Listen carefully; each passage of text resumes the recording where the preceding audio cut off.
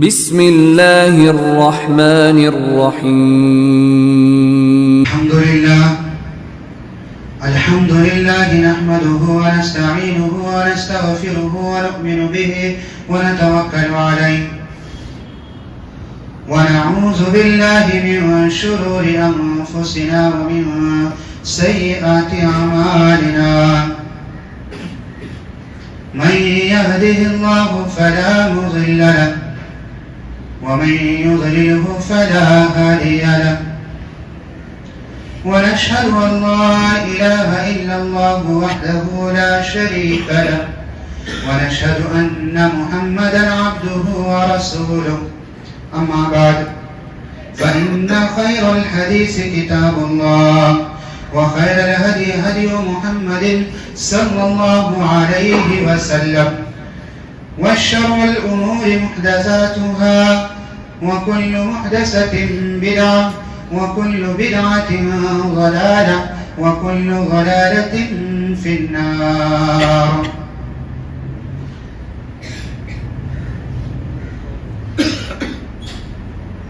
رب زدني علما رب اشرح لي صدري ويسر لي أمري واحلل عقدة من لساني يفقهوا قولي.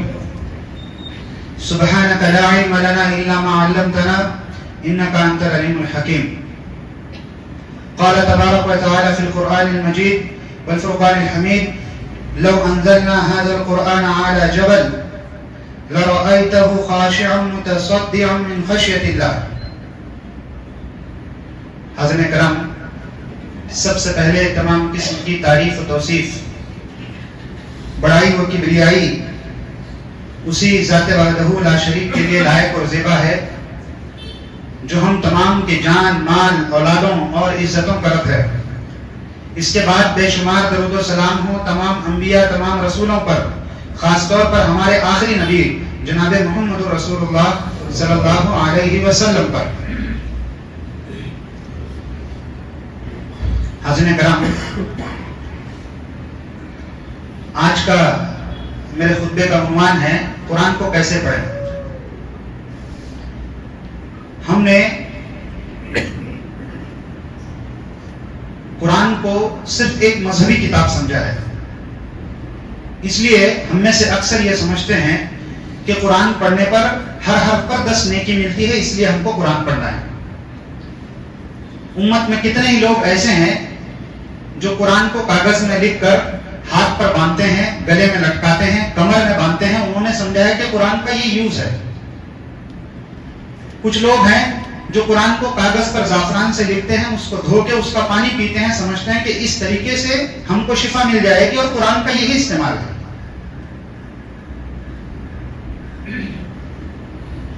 کچھ لوگ تو قرآن کو محض اس لیے بھی پڑھتے ہیں کہ ابھی ہم خالی بیٹھے ہیں تو ہم تلاوت کر رہے ہیں.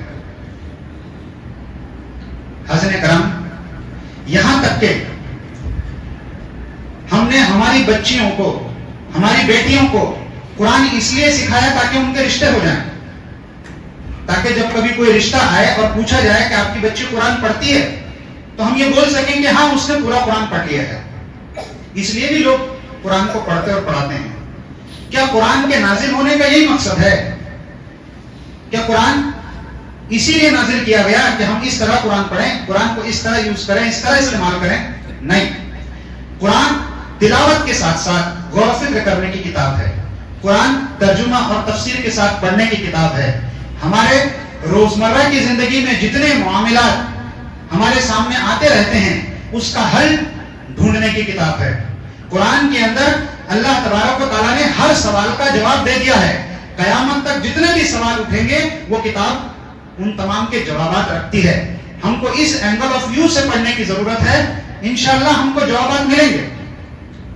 قرآن وہ سمندر ہے، اس میں جس نے بھی غوطہ لگایا وہ خالی ہاتھ نہیں اوپر آیا، بلکہ اس کو ہیرے جواہرات ملے، لال و گوہر ملے، دنیا کے ایسے ایسے راز ملے جو عام انسانوں پر کبھی اللہ تبارک و تعالیٰ نے آیا نہیں کیے. اگر آپ بھی قرآن کریم کو غور و فکر کے ساتھ پڑھیں گے، ترجمے اور تفسیر کے ساتھ پڑھیں گے، اپنے ایک اینگل آف ویو سے پڑھیں گے، اللہ تبارک و تعالیٰ آپ پر بھی اپنے دنیا کے اسرار و رموز کو عیاں کرے گا. اگر کوئی ڈاکٹر اپنی نظر سے قرآن کو پڑھتا ہے تو اس کو اپنے میڈیکل فیلڈ میں بہت سارے ایسے راز ملیں گے جو اللہ تعالیٰ نے دوسروں کو نہیں دیے. کوئی انجینئر پڑھتا ہے, کوئی بھی پڑھتا ہے, اگر وہ اپنے نالج کے حساب سے, اپنے اینگل آف ویو سے اس کو پڑھنے کی کوشش کرتا ہے, اس پر غور و فکر کرتا ہے, تو اللہ تبارک و تعالیٰ اس کو نواز دیتا ہے. حاضرین کرام, جیسا کہ میں نے بتایا کہ قرآن ہر سوال کا جواب دیتا ہے. آج کا خطبہ چونکہ بہت مختصر ہے, لیکن میں اس میں اپنی بات رکھنے کی کوشش کروں گا اور اپنا پیغام آپ تک پہنچانے کی کوشش کروں گا. مرکزی جامع اہل حدیث میں ترجمان نے ایک واقعہ چھپا تھا بہت سالوں پہلے, بہت برسوں کی بات ہے, جب اتنی ٹیکنالوجی عام نہیں تھی. امریکہ کے ایک میٹرنٹی ہال میں دو عورتیں دو بچوں کو جنم دیتی ہیں, ایک کو ہوتا ہے لڑکا اور ایک کو لڑکی ہوتی ہے. جب وہاں پر موجود سرونٹس بچوں کو نہلانے دھلانے صاف کرنے کے لیے لے جاتی ہیں پیدا ہونے کے بعد, تو یہ بھول جاتی ہیں کہ کس کا لڑکا اور کس کی لڑکی ہے. اب یہ بہت بڑا مسئلہ پیدا ہو گیا. جس کا میٹرنٹی ہال تھا وہ ڈاکٹر پریشان تھا کہ اس مسئلے کو کیسے حل کیا جائے. اتنے میں اس کے پاس ایک اس کا مسلمان دوست آتا ہے اور اس سے پوچھتا ہے کہ کیا مسئلہ ہے, آپ بہت ٹینشن میں نظر آئے ہو. تو اس نے اپنا حال بتایا. وہ مسلم دوست اس سے بات کرتا رہا اور چلا گیا. شام کو واپس لوٹا اور اس نے کہا کہ آپ کے مسئلے کا حل میرے پاس موجود ہے. ڈاکٹر نے کہا کہ آپ تو نان میڈیکل بیک گراؤنڈ سے ہیں, آپ کو کیسے پتا ہے اس مسئلے کا حل. کہا کہ ایک کام کرو, ان دونوں کے عورتوں کے دودھ کو لے کر لیب کو بھیج دو. جس کے دودھ میں نیوٹریشنل ویلیو زیادہ ہوگی, یعنی کہ دودھ میں کیا ہوتا ہے, فیٹ ہوتا ہے, پروٹین ہوتا ہے, کیلشیم ہوتا ہے, تو جس کے دودھ میں نیوٹریشنل ویلیو زیادہ ہوگی اس کا لڑکا ہے, اور جس کی کم ہوگی اس کی لڑکی ہے. ڈاکٹر نے سوچا کہ میرے پاس تو کوئی چارہ نہیں. اس نے ایسا ہی کیا. جب رپورٹس آئی تو وہ حیران رہ گیا. حقیقت میں ایک دودھ کی نیوٹریشنل ویلیو زیادہ تھی اور ایک کی کم تھی, اور اسی کے حساب سے اس نے بچے لوٹا دیے اور مائیں بھی مطمئن ہو گئی. اور حقیقت میں ماں کی ممتا ایسی ہوتی ہے کہ وہ اپنے ہی بچے کو گلے لگا کر سکون پاتی ہے, کوئی اور بچہ اس کے ہاتھ میں آپ نہیں تھما سکتے. جب مسئلہ حل ہوا تو ڈاکٹر سیدھا اپنے مسلمان دوست کے پاس, اور اس نے پوچھا کہ آپ کو اس مسئلے کا حل کیسے پتا. تو اس نے کہا کہ ہمارے استاد نے بتایا. کہا کہ چلو تمہارے استاد کے پاس. گئے اور ان سے پوچھا کہ آپ نے اس مسئلے کا حل بتایا, کیسے بتایا, کیا آپ ڈاکٹر ہیں, آپ کا کوئی میڈیکل بیک گراؤنڈ ہے. تو انہوں نے کہا کہ نہیں, یہ تو ہمارے قرآن میں لکھا ہے. سورہ نساء میں اللہ تبارک و تعالیٰ فرماتا ہے کہ للذکر مثل حظ الانثیین, ایک لڑکے کے لیے اتنا ہوتا ہے جتنا دو لڑکیوں کے لیے ہوتا ہے. ڈاکٹر حیران رہ گیا. اس نے کہا کہ قرآن میں یہ بات لکھی ہے. کہا کہ ہاں قرآن میں یہ بات لکھی ہے. اصل میں وہ آیت وراثت کی تقسیم کے بارے میں ہے کہ جب ماں باپ کی وراثت تقسیم ہوگی تو اولاد میں لڑکی کو اگر 50 پیسے ملتے ہیں تو لڑکے کو 1 روپیہ ملتا ہے. یعنی کہ 2 لڑکیوں کو جتنا ملتا ہے اتنا ایک لڑکے کو ملتا ہے. اللہ تبارک و تعالیٰ نے مولوی صاحب کے اوپر دنیا کا یہ راز عیاں کیا تھا. وہ قرآن کو پڑھتے تھے غور و فکر کے ساتھ, اس لیے انہوں نے جواب پایا. حضرت کرام, قرآن قیامت تک آنے والے ہر سوال کا جواب رکھتا ہے, یہ بات یاد رکھیے. بس اس کو تلاوت کرنے کے اور پڑھنے کی ضرورت ہے, غور و فکر کے ساتھ, ترجمے اور تفسیر کے ساتھ. ایسے ایک مول صاحب تقریر کر رہے تھے اور لوگ کیا سمجھتے ہیں کہ مول صاحب تو ممبر سے کچھ بھی بول دیتے ہیں, ان کا کیا ہے. تو ایک آدمی نے ان سے سوال کر لیا کہ کیا قرآن میں ہر سوال کا جواب موجود ہے. مول صاحب نے کہا کہ ہاں ہر سوال کا جواب موجود ہے.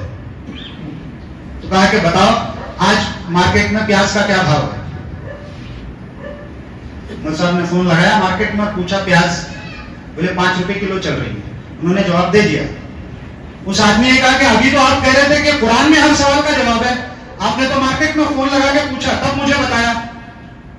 مول صاحب نے کہا کہ قرآن میں تو لکھا ہے فاسألوا اہل الذکر ان کنتم لا تعلمون, اگر تم کو نہیں معلوم ہے تو ان سے پوچھو جن کو معلوم ہے. تو قرآن میں ہر سوال کا جواب موجود ہے, لیکن ہم نے کبھی قرآن کو غور سے پڑھا ہی نہیں.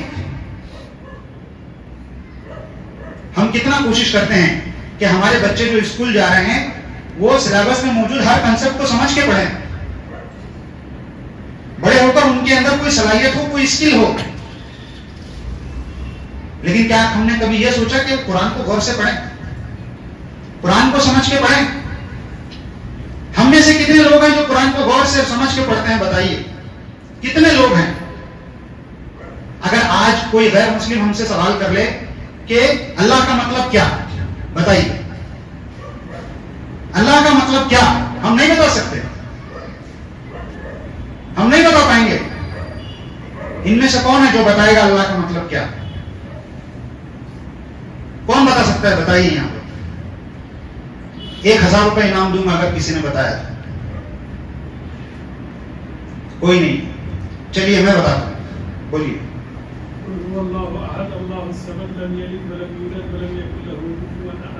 ماشاء اللہ, بالکل صحیح کہا. آپ کا کیا نام ہے؟ بلال. بلال بھائی, نماز کے بعد آپ انعام اپنا لیتے جائیے. یہ 4 آیتوں کے اندر اللہ تبارک و تعالیٰ نے بتا دیا ہے کہ اللہ کا مطلب کیا. اللہ ایک ہے, اس کو کسی کی ضرورت نہیں, سب کو اس کی ضرورت ہے. اس سے کوئی پیدا نہیں ہوا, وہ کسی سے پیدا نہیں ہوا, اس کے جیسا کوئی بھی نہیں ہے. کسی سے بھی کہنا کہ یہ 4 چیزیں جس ہستی میں ہوں گی وہی اللہ ہے. اور آج تک دنیا میں اللہ کے علاوہ جتنی چیزیں پوجی گئی ان میں سے کسی کے اندر یہ 4 باتیں ایک ساتھ نہیں تھی, یاد رکھیے. اور ہم میں سے کتنے لوگوں نے قرآن کو اس طریقے سے پڑھا ہے؟ بولیے. قرآن میں ہر سوال کا جواب موجود ہے. حضرت کرام, ہمارے اسلاف قرآن کو کیسا پڑھتے تھے؟ کیا آپ جانتے ہیں؟ امام بخاری رحمہ اللہ علیہ ایک مرتبہ نماز پڑھ رہے تھے. ایک آدمی مسجد میں بیٹھا ہوا تھا. نماز ختم ہوئی, جا کے اپنا دامن اٹھا کے دکھایا تو بچھو کاٹ رہا تھا. اس نے کہا کہ آپ نے نماز کیوں نہیں توڑ دی؟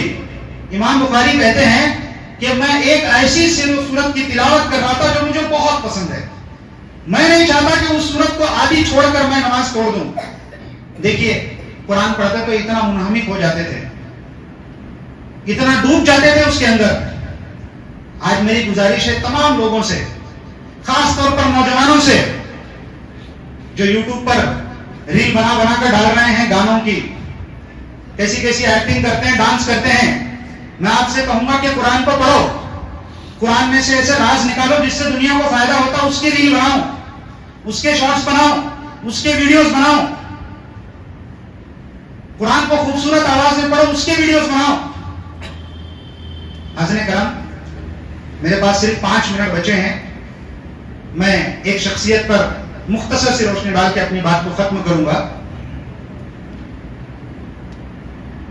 ایک نوجوان لڑکا رسول اللہ صلی اللہ علیہ وسلم کے زمانے میں بکریاں چرانے کے لیے مکہ سے باہر جاتا تھا. مکہ میں کیا چل رہا ہے اس کو کچھ نہیں پتا ہے. آپ صلی اللہ علیہ وسلم نے نبوت کا دعویٰ کیا ہے, لوگ آپ صلی اللہ علیہ وسلم کو اور صحابہ کو پریشان کر رہے ہیں, ستا رہے ہیں. یہ بات بھی اس کو نہیں پتا. وہ صبح نکلتا ہے, شام میں سٹی میں آتا ہے.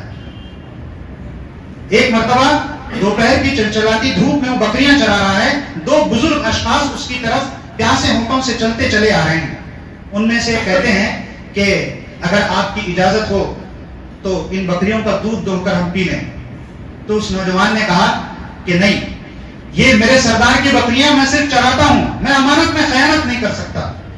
دونوں نے ایک دوسرے کی طرف دیکھا, ان کے چہرے خوشی سے تمام تھے کہ یہ نوجوان کتنا ایماندار ہے. حضرت کرام, پھر اس میں سے ایک نے کہا کہ آپ کوئی ایسی بکری بتائیں جس سے دودھ نہیں نکل سکتا. تو اس نوجوان نے کہا کہ یہ چھوٹی سی بکری دیکھی, یہ ابھی دودھ نہیں دے سکتی. وہ نیچے بیٹھے, بکری کے تھن کو پکڑا, کچھ پڑھتے رہے, اتنے میں بکری کے تھن میں دودھ بھر آیا. یہ نوجوان کہتے ہیں کہ ہم تینوں نے پیا. اس کے بعد انہوں نے کہا کہ سکڑ جاؤ, تو اس کا تھن سکڑ گیا. وہ دونوں وہاں سے نکلنے لگے تو وہ نوجوان ان کے پیچھے پیچھے چل رہا تھا. کہہ رہا تھا کہ یہ کلام آپ مجھے بھی سکھا دیں جس کی برکت سے ابھی آپ نے دودھ پیا ہے. جانتے ہیں وہ کون تھے؟ وہ 2 بزرگ اشخاص اللہ کے نبی صلی اللہ علیہ وسلم اور حضرت ابو بکر رضی اللہ عنہ تھے. یہ نوجوان لڑکا ایمان لاتا ہے اور رسول اللہ صلی اللہ علیہ وسلم کے ساتھ سائے کی طرح رہتا ہے. آپ صلی اللہ علیہ وسلم باہر نکلنے کے لیے اٹھتے تو جوتیاں سیدھی کر کے قدموں میں رکھ دیتا. آپ صلی اللہ علیہ وسلم کہیں سے آتے, اپنے ہاتھوں سے آپ صلی اللہ علیہ وسلم کی جوتیاں نکالتا. آپ کے لیے ہمیشہ آپ کا ڈنڈا اور مسواک تیار رکھتا. اتنی قربت تھی, لوگ کہنے لگے کہ یہ شخص بالکل رسول اللہ صلی اللہ علیہ وسلم کی طرح عادتیں رکھتا ہے. اتنا کاپی کرتے تھے. آپ صلی اللہ علیہ وسلم کے ساتھ رہ کر قرآن کے علم کو سیکھا, اتنا سیکھا کہ حضرت عمر رضی اللہ عنہ کے دور میں ایک آدمی آ کر حضرت عمر رضی اللہ عنہ سے شکایت کرتا ہے کہ کوفہ کے اندر ایک آدمی آیا ہے جو کہتا ہے کہ میں اپنے حافظے کی بنیاد پر قرآن کہتا ہوں تم لکھو, یعنی کہ مجھے قرآن یاد ہے, میں بولتا ہوں تم لکھو. حضرت عمر رضی اللہ عنہ کو بہت غصہ آیا. اتنے غصے میں کبھی دیکھا نہیں گیا تھا. حضرت عمر رضی اللہ عنہ نے پوچھا کہ کون آدمی ہے, تو بتایا گیا کہ وہ عبداللہ بن مسعود رضی اللہ عنہ ہے. حضرت عمر رضی اللہ عنہ کا غصہ ٹھنڈا ہو گیا. وہ کہنے لگے کہ آج کے وقت میں مجھے نہیں پتا کہ حضرت عبداللہ بن مسعود رضی اللہ عنہ جیسا بھی قرآن کا کوئی علم رکھتا ہو. یعنی کہ قرآن کے علم رکھنے میں حضرت عبداللہ بن مسعود رضی اللہ عنہ صحابہ میں بھی ممتاز تھے. اور یہ وہی نوجوان ہیں جو رسول اللہ صلی اللہ علیہ وسلم کے پیچھے آیا, اپنی بکریاں چھوڑ کر ایمان لایا اور قرآن کا علم سیکھا. ایک مرتبہ حضرت ابو بکر رضی اللہ عنہ, اللہ کے نبی صلی اللہ علیہ وسلم اور حضرت عمر رضی اللہ عنہ رات میں بیٹھ کر باتیں کر رہے تھے. اتنے میں آپ صلی اللہ علیہ وسلم مجلس میں سے بغیر کچھ بولے ہوئے نکل چلتے ہیں. یہ دونوں ان کے پیچھے پیچھے چلتے ہیں کہ آپ صلی اللہ علیہ وسلم بغیر بولے ہوئے کہاں نکلے چلے جا رہے ہیں. جب دیکھا تو آپ صلی اللہ علیہ وسلم مسجد میں گئے. ایک آدمی رات کے اندھیرے میں قرآن پڑھ رہا ہے. آپ صلی اللہ علیہ وسلم نے غور سے سنا, اور جب وہ دعا کرنے لگے تو ان کی دعا پر آمین کہہ رہے تھے. پھر حضرت عمر رضی اللہ عنہ اور حضرت ابوبکر رضی اللہ عنہ کی طرف مڑے اور کہا کہ جو شخص چاہتا ہے کہ قرآن کو اس لہجے میں پڑھے جس لہجے میں قرآن نازل ہوا, تو وہ عبداللہ بن مسعود رضی اللہ عنہ کا انداز اپنا ہے. یہ عبداللہ بن مسعود رضی اللہ عنہ تھے کہ قرآن کو اس لہجے میں پڑھتے تھے جیسے وہ نازل ہوا. حضرت کرام, اب بتائیے ہم میں سے کتنے لوگ شوق رکھتے ہیں قرآن کو پڑھنے کا, قرآن کی قرأت سیکھنے کا, تجوید کا. ہم کو چاہیے کہ ہم اس بارے میں ہر گلی میں, ہر مسجد کے اندر مسابقے رکھیں, کمپٹیشن رکھیں بچوں میں, بڑوں میں, کہ کون قرآن کو بہترین آواز میں پڑھتا ہے. حضرت کرام, ایک آخری بات کہہ کے اپنی بات کو ختم کروں گا. ایک مرتبہ حضرت عمر رضی اللہ عنہ ایک قافلہ لے کر جا رہے تھے. سامنے سے ایک قافلہ آیا. حضرت عمر رضی اللہ عنہ نے کہا کہ جاؤ پوچھ کے آؤ کہ کہاں سے آ رہے ہیں. گئے, پوچھے کہ کہاں سے آ رہے ہیں, تو جواب آیا فج عمیق سے آ رہے ہیں, یعنی کہ بہت دور دراز جگہ سے آ رہے ہیں. حضرت عمر رضی اللہ عنہ کو بہت انٹرسٹ آیا کیونکہ فج عمیق یہ لفظ قرآن میں موجود ہے.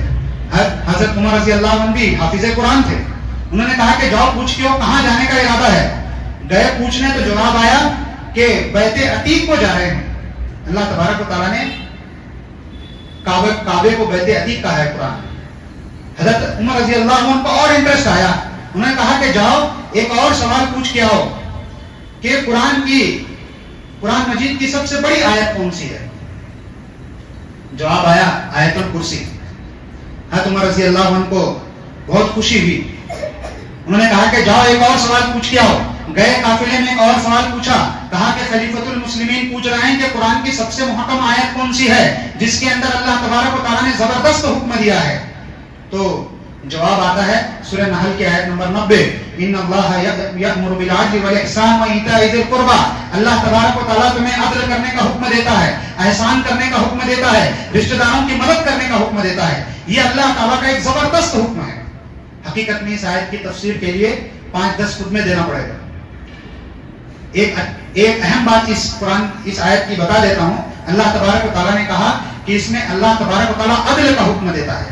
آج دنیا میں جتنے بھی فساد ہو رہے ہیں, جتنے بھی بگاڑ ہو رہے ہیں, جتنے بھی دنگے ہو رہے ہیں, جتنی بھی بغاوت ہو رہی ہے, چاہے وہ گھر کے اندر ہو, خاندان کے اندر ہو, محلے میں ہو, چاہے کسی ملک میں ہو, کسی قوم میں ہو, وہ صرف اس لیے ہو رہی ہے کہ ناانصافیاں ہو رہی ہیں. جس کے ساتھ عدل نہیں ہوتا وہ اپنی آواز اٹھا کر کھڑا ہو جاتا ہے اور دنگے فساد شروع ہو جاتے ہیں. جس دن زمین کے اوپر عدل قائم ہو جائے گا, یہ سارے فتنے و فساد, یہ سارے دنگے, یہ سارے جھگڑے ختم ہو جائیں گے. اور اللہ تبارک تعالیٰ نے اس آیت میں وہی حکم دیا ہے کہ اللہ تعالیٰ تم کو عدل کرنے کا حکم دیتا ہے. اور آج کون عدل کرتا ہے بتائیے؟ عدل کرنے والے بھی منہ دیکھ کے عدل کرتے ہیں کہ کون پیسے والا ہے, کون قریب کا ہے, کون دور کا ہے, کس سے کام ہے, کس سے کام نہیں ہے, دیکھ کے عدل کرتے ہیں کرنے والے. اسی لیے زمین میں فساد کرتا ہے. اور اللہ تعالیٰ کا یہ زبردست حکم ہے کہ تم عدل قائم کرو. یہ جواب سننے کے بعد حضرت عمر رضی اللہ عنہ نے کہا کہ جاؤ پوچھ کے آؤ کہ قرآن کی سب سے جامع آیت کون سی ہے. گئے اور پوچھا کہ خلیفۃ المسلمین ایک اور سوال پوچھ رہے ہیں کہ قرآن کی سب سے جامع آیت کون سی ہے؟ تو جواب آیا فَمَن يَعْمَلْ مِثْقَالَ ذَرَّةٍ خَيْرًا يَرَهُ وَمَن يَعْمَلْ مِثْقَالَ ذَرَّةٍ شَرًّا يَرَهُ. جو شخص ذرہ برابر بھی نیکی کرے گا قیامت کے دن اپنے نامہ اعمال میں وہ پائے گا، لکھی بھی ہوگی. اور اگر کوئی شخص ذرہ برابر بھی برائی کرے گا تو نامہ اعمال میں پائے گا، لکھی بھی ہوگی. یعنی کہ جو کچھ بھی ہم کر رہے ہیں، چاہے کتنی بھی چھوٹی نیکی ہو، کتنی بھی چھوٹا گناہ ہو، سب لکھا جا رہا ہے، سب دکھایا جائے گا قیامت کے دن. حضرت عمر رضی اللہ عنہ نے جب یہ جواب سنا تو کہا کہ جواب پوچھ کے آؤ کہ قرآن کی سب سے زیادہ خوف دلانے والی کون سی آیت ہے.